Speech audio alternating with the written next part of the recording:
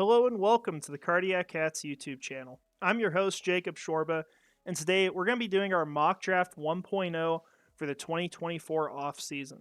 So I'm really excited to get to this. Obviously, I wish this was happening later because it would mean we're in the playoffs, but this year obviously did not go very well for this team. Started off great, ended about as bad as it could. If you look at the results every week, this team did the exact opposite of what they did last year, 14 of 17 games. And it tells you a lot about how bad the end of the season was, based on the fact they won, 5 in a row last year to end it. So it's an unfortunate end. But it's the off season. It's time to prepare for the future of this team. Look at the needs, where this team should go in the draft, some prospects that could fit, and what's likely to still be a need at this point. So we're going to talk about all that.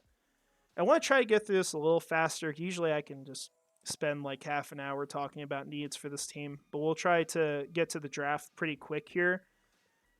For me right now, I have 7 needs listed for this team going in next year. You could argue there's more if you're talking about depth players, but this does account some positions where I think that you need depth.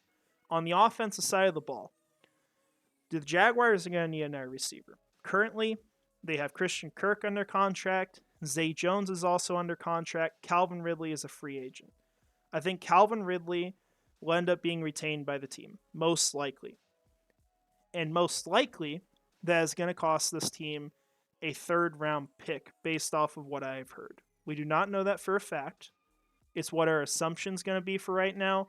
The understanding is it's going to be similar to, and hopefully I get this trade correct that we're comparing this to, the Leonard Williams trade to the Giants, where the Giants had a similar deal in place, but they gave up lesser capital because their 1-year extension did not count as a long-term extension. It did not require a higher draft pick.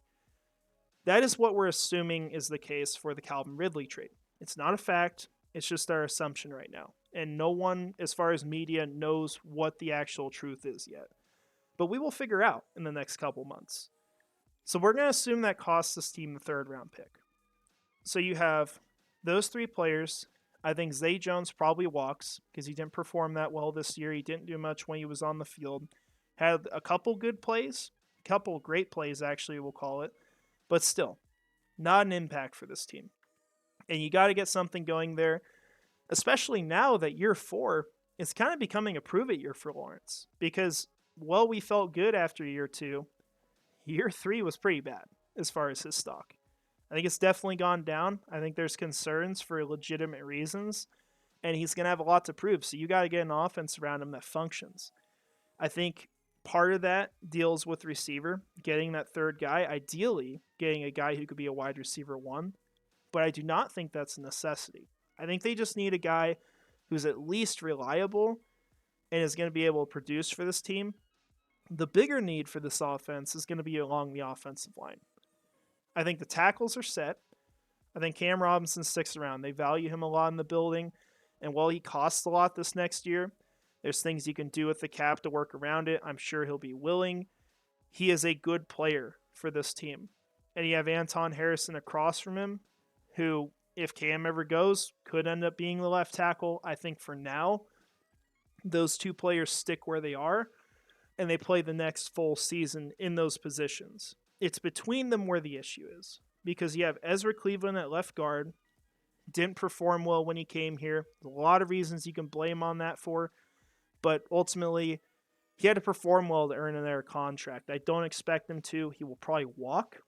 Luke Fortner did not do well at center. He was, in fact, the worst center in the league, probably by miles this year. He has to be replaced. As far as right guard, Brandon Scherf was okay for the Jaguars. You could keep him if you want. But the question is, why do you keep a guy like that for $16.5 million? It's just not justifiable. And so I think he ends up walking, as in gets released, or he ends up retiring, based off what he decides to do once he's told he's not going to be a part of this team next year, if that happens. So I think that's probably what happens on the offensive side of the ball. On the defense, this team needs someone who can play along the defensive line.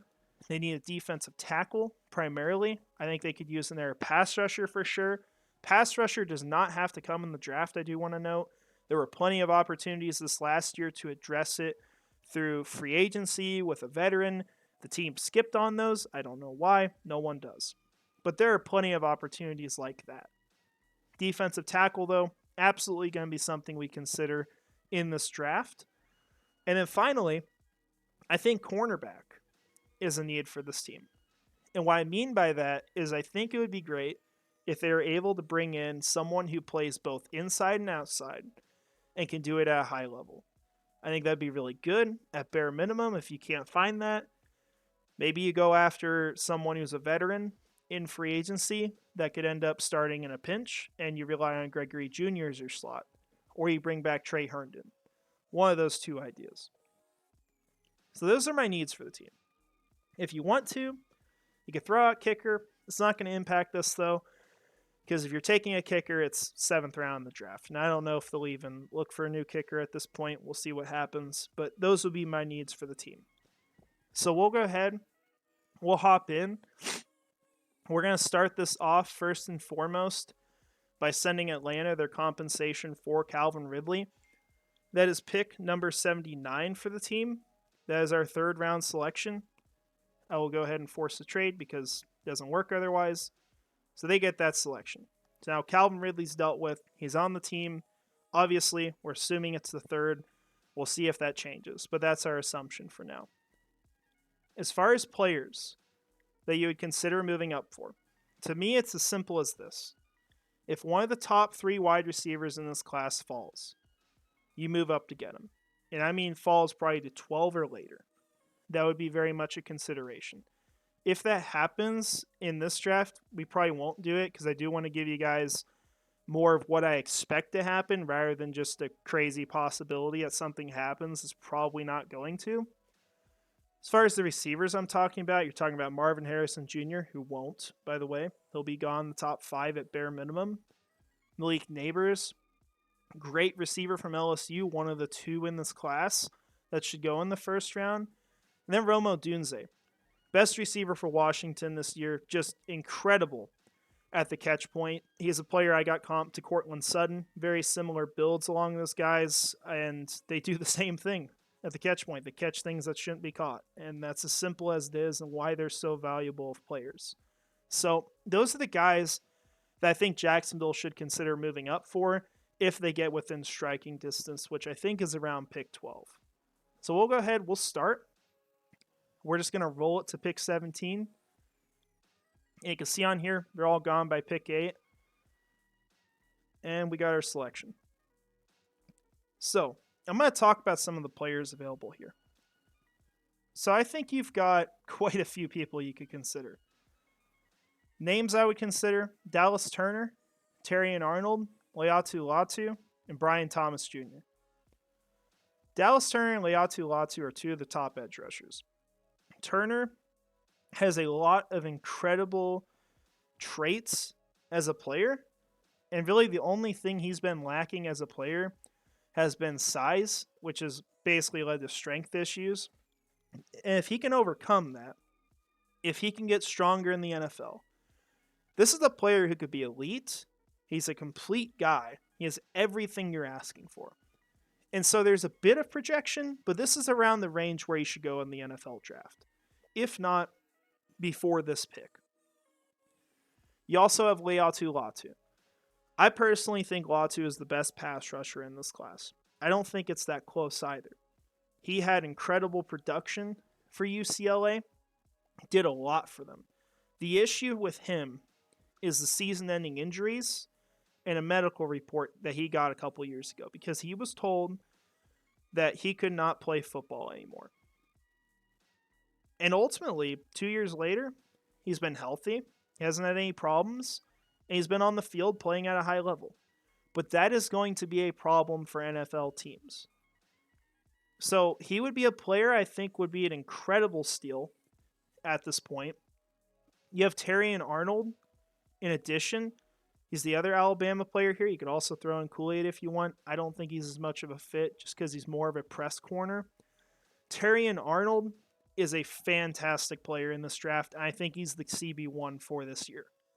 He does everything you could ask for. He plays at a high level in every single aspect of the game. He plays with his hair on fire at all times. This is a really damn good football player. And the best part about him, too, for this team is that if they did decide they want him, he could kick in the slot. This could be your guy that you add to the secondary that can play inside, kick outside when there's an injury, and really just polish the group off. But he has the ceiling of being a shutdown outside cornerback at some point, whether that's because Darius Williams retires or falls off, or Tyson Campbell doesn't have a good year, or we can't re-sign him. Any of those reasons. He could kick outside and be a great player, but until then, he'd be a really damn good slot cornerback, do a lot for this team. Out of all these players, he'd probably be top on my list. And then Brian Thomas Jr. For me, he's not necessarily as good as the top three right now at receiver.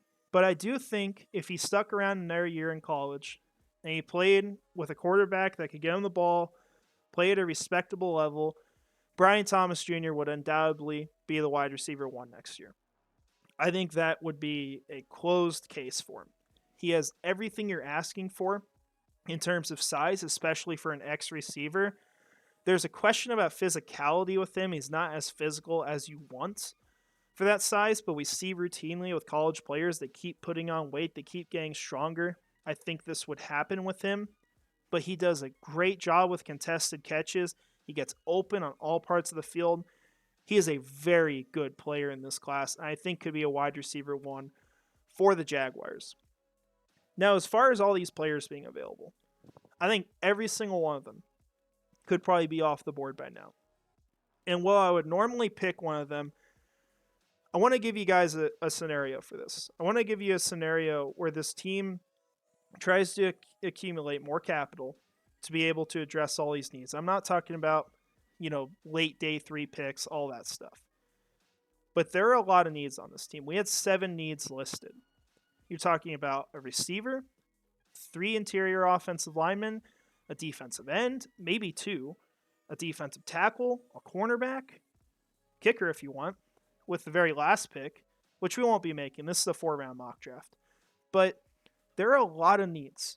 And there are a lot of players around this range that start to get very similar to one another. I think Jacksonville could go out and accumulate another day 2 pick to try to address more of these needs and just get a player who falls still. I mean, if you find a team that wants to trade up with you, that's going to offer you a lot, go make the move. I think that's completely fine. If you are personally convicted about a player, stay put and pick him. That is very much possible. If I was doing that here, as far as what the needs are and factoring in how I feel about these players, I would probably be picking Brian Thomas Jr., but it'd be a very hard decision. You have a lot of good people on the board. So looking at trades, you have Arizona, you have the Los Angeles Rams, and you have the Minnesota Vikings. So we're going to move back. Let's stay with the Los Angeles Rams. You're only going to have 5 teams picking before your selection. Consider moving back again if you would like. So let's see what they would offer. It's probably a little too much. Let's throw in a day 3 pick.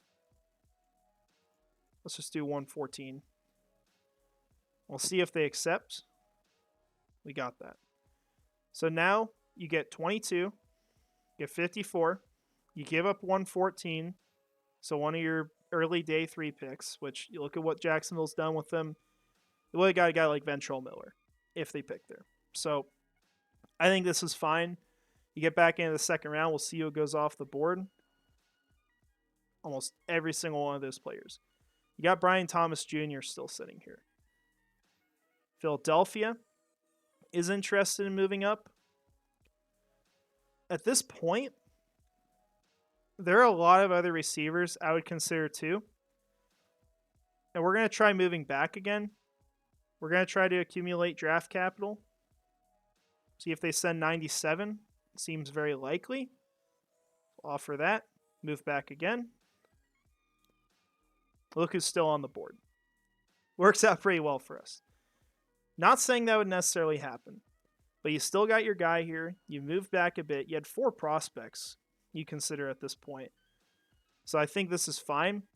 If Brian Thomas Jr. is off the board, which you got New England up, I don't think we trade back a third time. You're probably looking at someone like Troy Fautanu. I think would be a really good pick for this team. Graham Barden, perhaps. You're looking at that offensive line. In this situation, we're going to go with Brian Thomas Jr. We're going to get Jacksonville their next wide receiver 1, we hope. Look at the draft profile a little bit on him as well, where I got him ranked. I know I talked about him a little bit. Just want to give you guys an idea. I am 14th on my big board. As far as consensus ranking, I think he's raised a bit. I don't have these updated to the day. I update him usually once a month. He's got great size, 6'4", 205 pounds. He played really well for LSU this year. He had a 99.9 deep receiving grade, which is insane. Caught 14 of 18 deep passes, had 600 yards on deep throws. I think he was around 1,200 in total on the season. We'll also look at his PFF profile so you guys can see that too. He is a very smooth mover. And while he doesn't look like the kind of guy that's going to necessarily juke people out, if you watch his film, you will see a crap ton of that. This guy can put on the moves. He can get open. He can separate.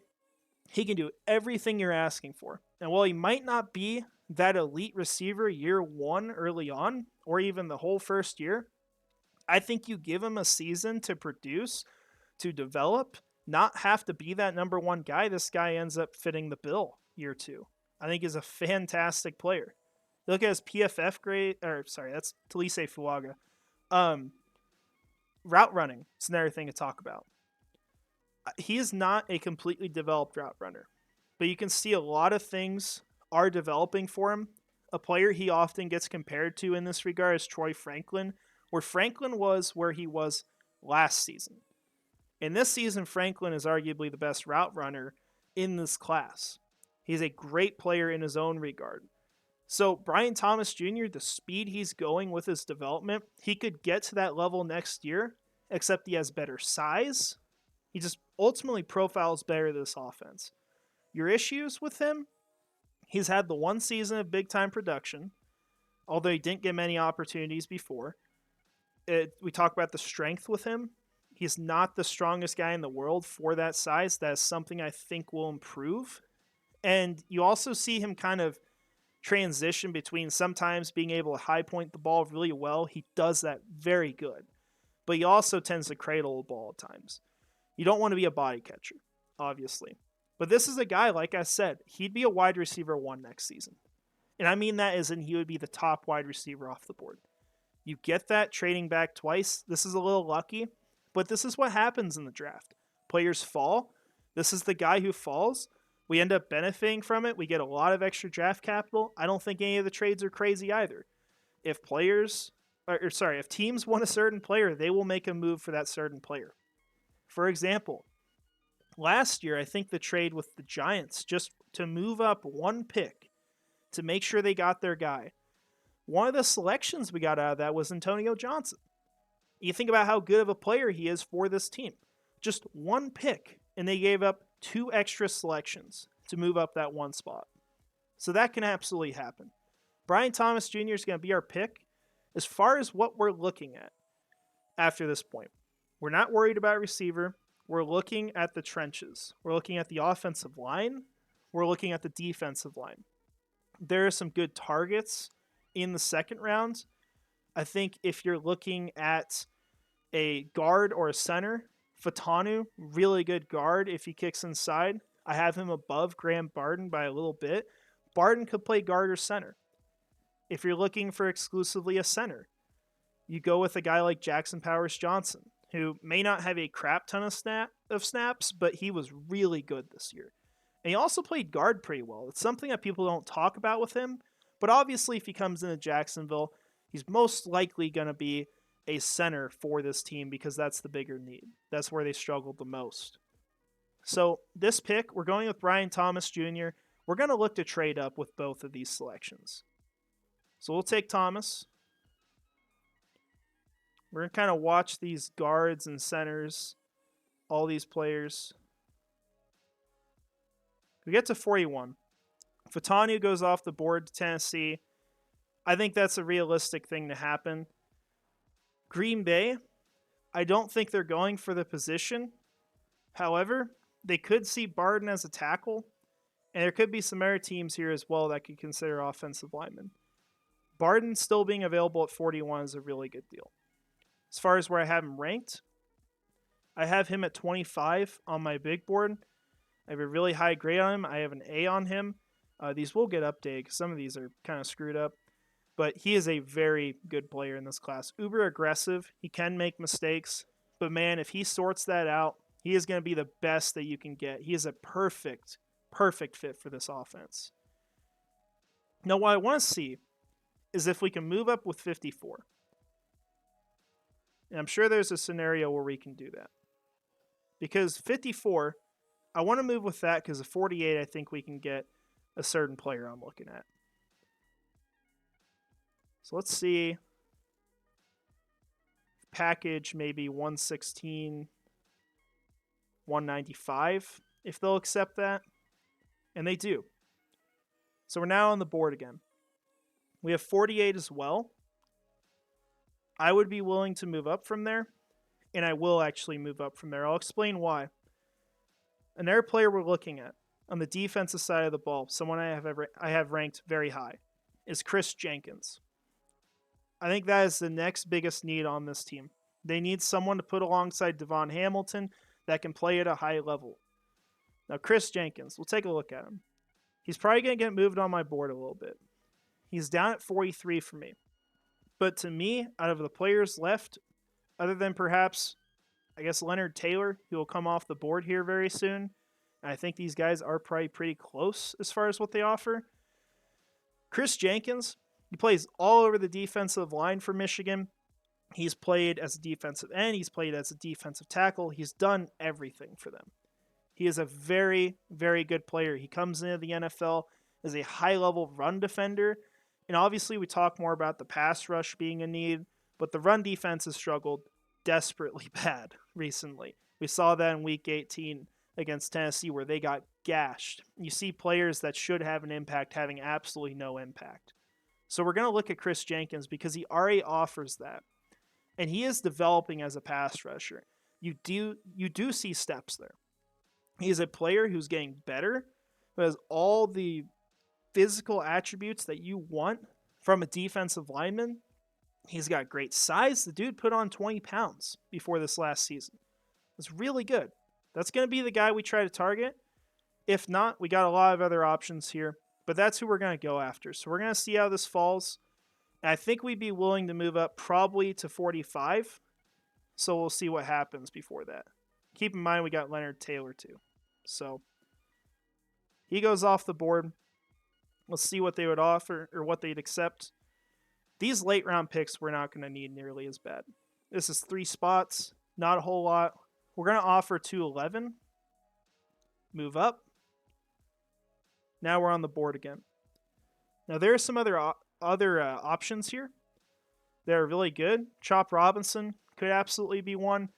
However, a lot of his production, which was limited by the way, came against teams that had really bad offensive linemen. You look at the players that he performed against, these were dudes who graded out very poorly this last season.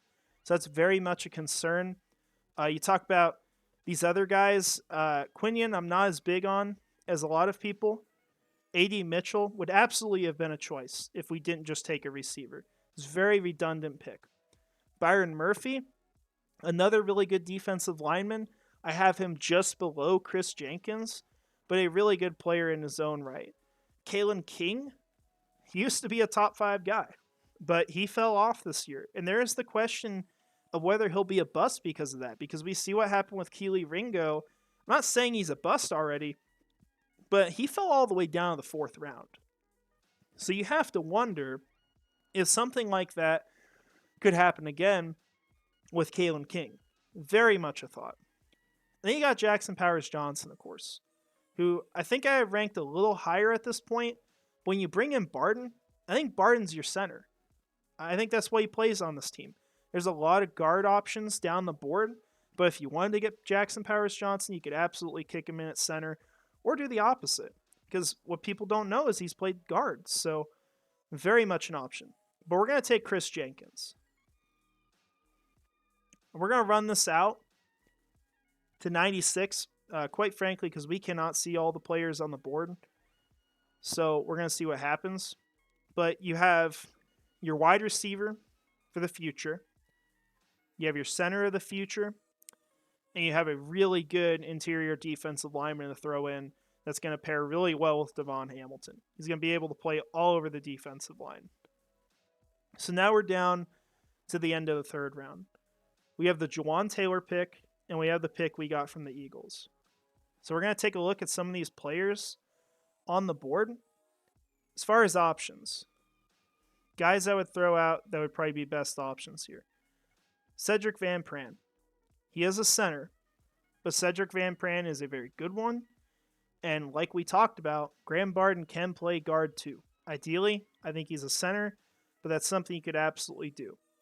Zach Zinner, another really good player. He is a guard.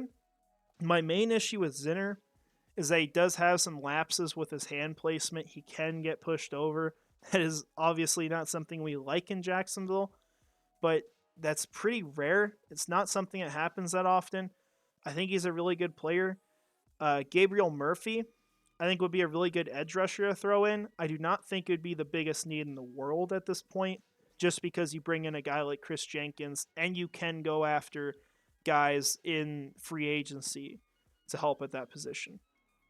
And it's probably about all I list at that point. So in this scenario, we have our center and we have a right guard. Graham Barden, like we said, he could play center or he could play either of the guard spots. He's played on the left side during his career. So what we're going to do in this situation, we're going to have Cedric Van Pran come in and play center. We're going to kick Barden over to left guard. And we're going to take Zach Zinner and place him at right guard. We draft our interior. I don't think they'll necessarily get all these positions in the draft. I think that's pretty unlikely. But hey, you've seen teams like Kansas City, for example, that went out and got multiple spots in the draft on the offensive line that ended up being really good starters. Creed Humphrey, Trey Smith is obviously the example. Doesn't matter what order we take these players in either. So we're going to go with Cedric Van Pran. Some other people would also like Tate Radledge. He's another solid player here. I personally prefer Zinner. As far as where I have them on my big board, I have these guys back to back, 52, 53, kind of mid to late second round picks. So you get Cedric Van Pran in here, and we bring in Zach Zinner. And that's our last pick in the first 4 rounds. I don't have rounds 5 through 7 on here because I think the picks get pretty common at that point as far as what you go after. You don't really end up making a lot of different picks because when you get that far down the board, especially with something like PFF where the players constantly go around their range, you just get the same picks because there's guys they're going to be low on that I'm really high on. So that'll end up happening a lot. Let's take a look at this draft. So you get your receiver of the future. You get your next left guard. You get your center. You get your right guard. And you get a defensive lineman. Heavy focus in the trenches. Almost the entire draft, quite frankly, is focused on the trenches. But I think that's probably going to happen. Because there's not exactly a ton of needs outside of there. You'd like to have that versatile cornerback to bring in. I think it's safety even if you if you cut Rayshon Jenkins, Antonio Johnson plays back there. I think that's the best spot for him, playing in the snaps that Rayshon would then void. And then on the offensive side of the ball, it's really receiver. That's about it. But there's so many issues in the trenches that's where the focus has got to be. That's where this team needs to address. You get some really physical players in here as well. I think the most physical, of course, of them would be Graham Barden. But Cedric Van Pran, very much has that nature to him as well. Zach Zinner in addition. Zach Zinner, the one thing with him, I will say, he does have an injury he's coming off of. I don't know 100% for sure if he'll be ready to go at the start of the season, yet he is a really good prospect in this draft. He should be gone by the end of day 2. Whether or not he is, that's where he should go, at least by that time. So I like this draft. It would have been great to get your hands on like a Jackson Powers Johnson, of course, but wasn't really something that made a ton of sense for the team. You could have skipped on like Chris Jenkins, for example, but I think you got to give love to both sides of the ball, and that's a huge part of this team that needs to improve. You get someone who comes in with a high floor and I think a high ceiling. You're going to love those picks, and I think it helps the team a lot. So that's what I've got for this first one. Next time, I don't know if we'll trade back. Might not get as crazy with it, but I still don't even think that's that crazy to trade back twice. Look at what they did this last year. Did the exact same thing. Maybe not as far, but I don't think pick 17 is necessarily where they need to stay. And with giving up a day 2 pick for Ridley, whichever one it is, you need to try to get some draft capital accumulated, early draft capital it is. Not all the 7th round, 6th round picks that aren't going to make the roster. So that's what we got here. If you guys have any thoughts on it, let me know. If you got any prospects you love, let me know that as well. There are a lot of really fun players in this draft. I'm sure there's a lot of them that I did not hit on in this class that you guys love. So let me know what you think. Let me know your thoughts. I'd love to hear them. Love to talk about it. But that's all I've got today. So y'all have a great rest of your day. And finally, go Jags.